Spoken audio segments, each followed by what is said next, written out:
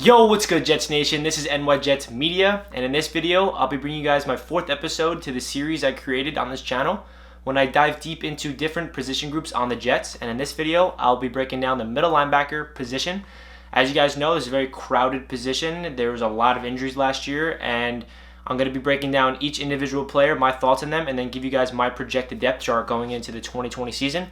If you guys have not seen my previous 3 episodes on this series, I broke down the running backs, the wide receivers, and the cornerbacks on the Jets. So if you guys are interested in those, make sure you guys check those out. And with that being said, let's jump right into this video. Starting off with my projected depth chart for 2020. And as you guys know, the Jets are on a 3-4 defense. So there's 2 middle linebackers on the field at once, and that's the Mike and the Will linebacker. So this is my projected depth chart, and we're going to have CJ Mosley starting with Avery Williamson starting as well. And I'm really hoping these two can be on the field together healthy, because we did not see any of that in 2019. I'll get more into the details later on the video. But then on the Mike side, we got Neville Hewitt backing up CJ Mosley. And then we have on the Will side, Patrick Anuasar. I'm sorry, I really am going to botch that name this whole video. Just bear with me. I'm sorry, I don't know how to say it. Patrick Anuasar or something. And then backing up Neville Hewitt on the Mike side is James Burgess Jr. And then we got Blake Cashman on the Will side. So those are 6 linebackers, and there's 2 different positions, and I'll be breaking down each individual player. So starting off with CJ Mosley. CJ Mosley was a splash blockbuster signing for the Jets last offseason. We broke the bank for him. He's one of the highest paid middle linebackers in the league. And we all know what happened with CJ Mosley. We were so hyped up to see him play. The first defensive series, he gets a pick 6 with the Jets, like against Josh Allen, the Bills.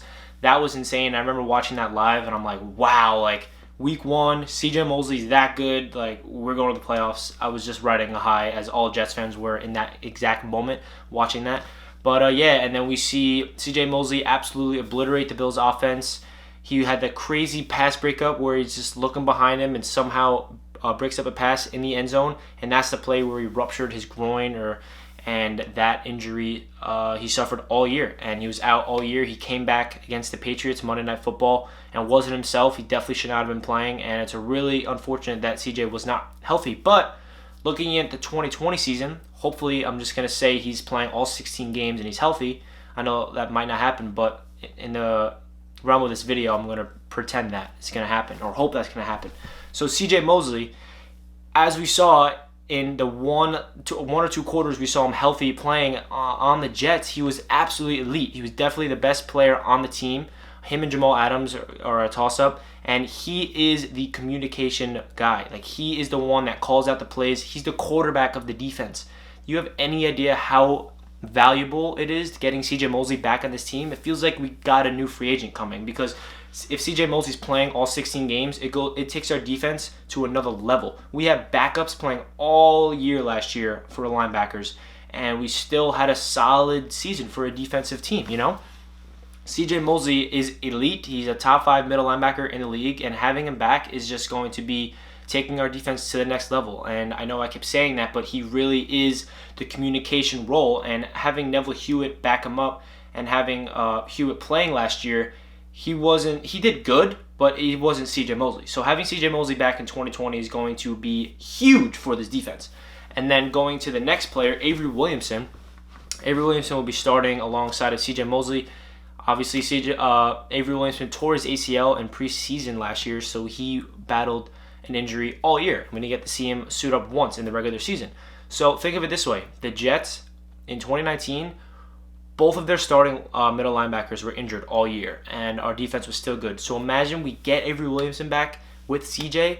Imagine how crazy they're going to be together. Avery Williamson was so good before when he was healthy, before CJ Mosley came, and he was a tackling machine. He always led the team in tackles, and he has a good pass presence too. He can get a ball hawk, he get a pass breakup, all that type of stuff. So getting into Avery Williamson's trade speculation, I know whenever we hear a name come up that the Jets can potentially trade, we think of Avery Williamson as an asset, because we are deep at this position. We have CJ Mosley, and he tore his ACL last year, and that makes you think, should we trade him away? Because who knows if he's going to be able to play after an ACL injury. You know, they're not going to be able to be at their 100% maximum strength by the time season starts. You never know, because the surgery is involved. So my personal take on it, I don't think we should trade Avery Williamson, because if we trade him away, who are we getting back? I mean, I don't really think there's anybody on the market right now besides like Ngakoue from the Jaguars, the edge rusher. If we can pair him up and try to trade to get someone like him, maybe, but I don't see anybody looking at Avery Williamson and seeing that much value because he's coming off an ACL injury. So I would just keep him put on the team. He understands the system. He sat back and learned behind CJ Mosley CJ Mosley didn't even play. He sat back and learned Greg Williams' scheme, and I feel like he'll have a better understanding of going into this year, and if he's healthy, he's going to be a beast. I think Avery Williamson is a very underrated linebacker in this league. So going into Neville Hewitt, he is the backup to CJ Mosley. He played a phenomenal job all year 2019 for a backup. I didn't really expect him. I didn't really know that much about him, and then when he got plugged in there, I was like, all right, Neville Hewitt, like, you're going to become the quarterback of this defense. Like, that's a huge role to play, and he kind of played it way better than I expected. You know, I looked at Neville Hewitt as like kind of like a no-name, like where did he come from? Didn't really know that much about him. Educated myself on him, and I realized like, okay, maybe he can be something. And he definitely played at an average level. He had some flashes, but he definitely didn't show like, okay, this guy's an elite talent, we should get rid of CJ and he should be playing. Like, no. I'm really happy we re-signed him because he was a free agent, and it provides quality depth at that position, because that was the position where we had so many injuries. And I'm happy we brought back Neville Hewitt. I think having him sit behind CJ Mosley, he's going to be able to learn from him. And if CJ ever goes down, we have Hewitt to come in, and he knows the system from Greg Williams. He played all year last year, so he understands. And Greg Williams' scheme on defense is complex, especially if you're playing that Mike linebacker position. You have to know the whole thing. You're reading the offense, you're calling plays, you're adjusting.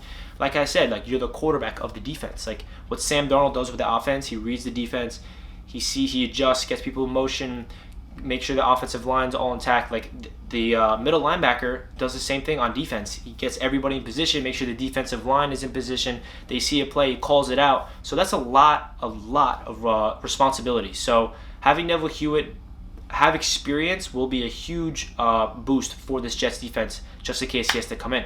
So going into the Will side, I think Patrick Anuwasar, I don't know how to say it, he's going to back up Avery Williamson. This is another free agent signing that we got. He came from the Baltimore Ravens, and he is the linebacker that played alongside with CJ Mosley in Baltimore, and they were beasts together. So if Avery Williamson can't perform at a high level because of his ACL injury, or he's not really, he can't play because it didn't recover or anything like that, plugging in Patrick in, they already have immediate chemistry, him and Mosley. So I'm really excited to see them two grow a bond, because they had a bond together in Baltimore, so they're going to rebuild that bond together. They have really good chemistry.